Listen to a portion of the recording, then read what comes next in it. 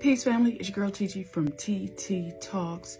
If I'm talking too fast, please forgive me. I want to convey a lot of information on a very, very, very nuanced topic, okay? I'm an African American. I have been able to trace my ancestry by hand and also through DNA.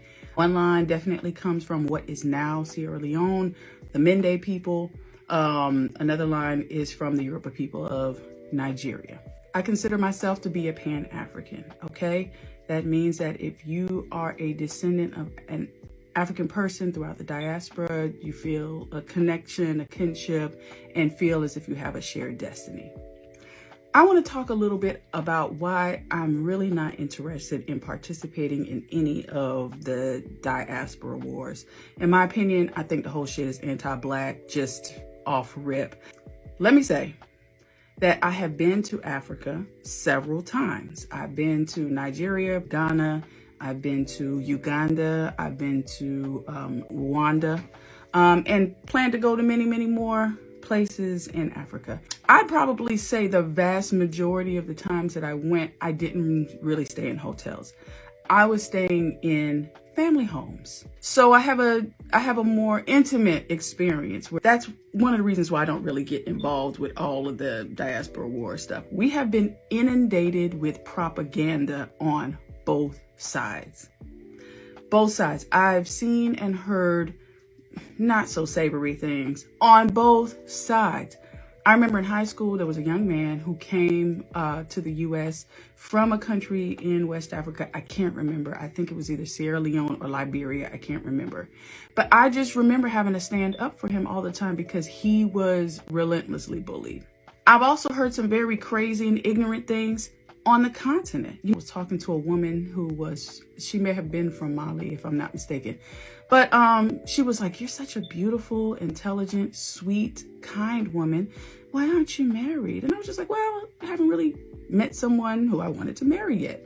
I was like, I don't have anything bad to say, not much, but I just haven't. And she was just like, if you get married, don't marry an African American man because all they do is go to jail and they don't take care of their children. Okay? I just sat and listened. Because remember, I'm in her home. And I said, well, my daddy's never been to jail and he took great care of my sister and I. And I know a whole lot more men who did not go to jail or prison and who are taking care of their children. I said, sure, there's a population that don't. But I also remember having a conversation with some young teenagers in Nigeria.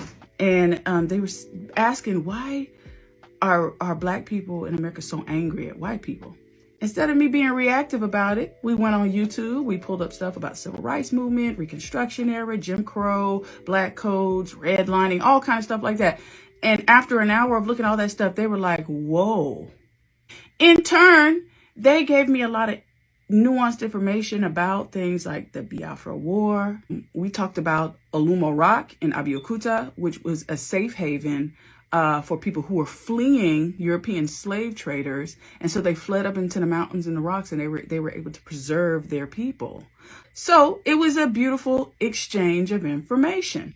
And in that, they had a better understanding that when they come to the United States and experience a lot of freedoms and a lot of luxuries and things like that, they understood that it was paid for on the back of Black people who were in America.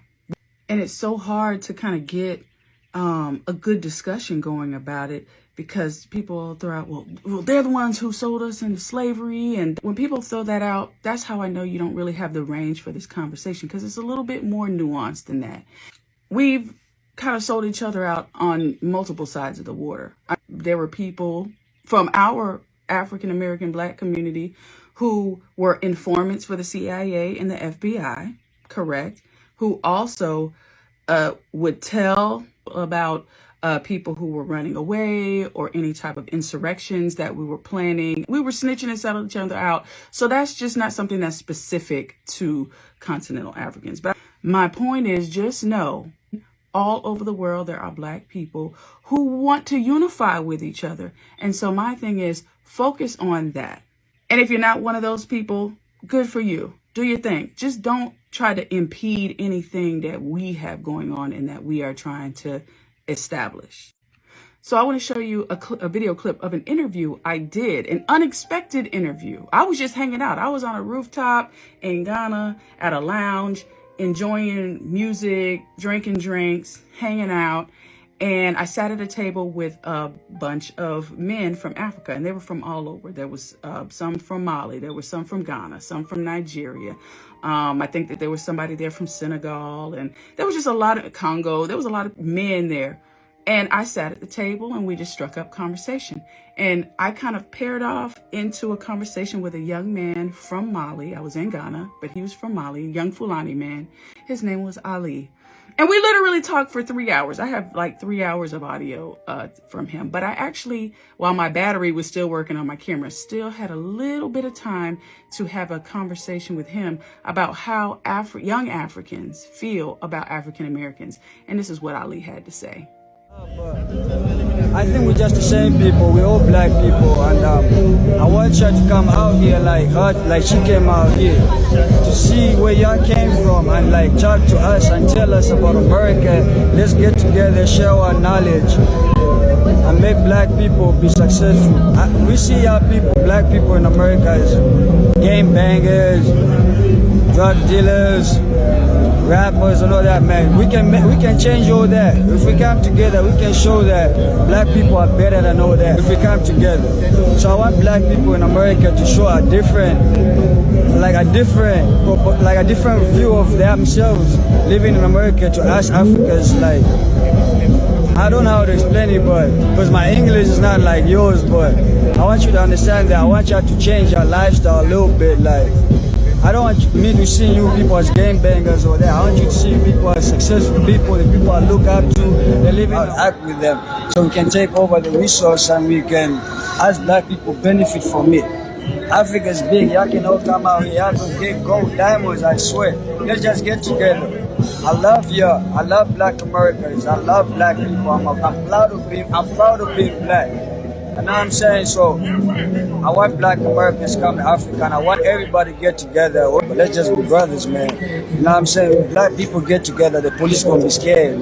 Everybody, the whole not even, I'm not talking about America, the whole world gonna be scared. Because Africa got everything. With the vessel, we got, man, everything gonna finish in the world, but Africa resources will never finish. We just got everything.